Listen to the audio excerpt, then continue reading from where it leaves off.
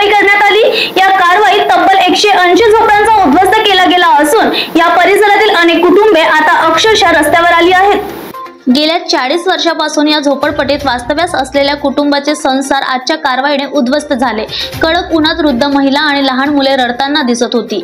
निवाराही नसल्याने लोकांना त्यांच्या थोड्याफार उरलेल्या सामानासह फुटपाथवर बसावे लागले। नागरिकांनी प्रशासनावर गंभीर आरोप करत सांगितलं की त्यांच्याकडे सर्व आवश्यक कागदपत्र असूनही कोणतीही पूर्वसूचना किंवा पर्यायी व्यवस्था न करता त्यांची घरे जमीनदोस्त करण्यात आली। या घटनेमुळे शासनाच्या सर्वांसाठी घर या दाव्यावर गंभीर प्रश्नचिन्ह निर्माण झाला आहे। आज या लोकांसमोर निवाऱ्याचा प्रश्न तर आहेच, पण त्यांच्या लहान मुलाचं शिक्षण, पोषण आणि सुरक्षितता यावरही संकट आलं आहे। झोपडपट्ट्यांमधून जबरदस्तीने लोकांना बाहेर काढताना पोलिसांनी बळाचा वापर केल्याचे आरोप आहेत। या भागातील बहुतांश कुटुंबे मोलमजुरी करून आपला उदरनिर्वाह करत होती। पोलीस टाइम न्यूज साठी स्वप्नील धारगावेची रिपोर्ट।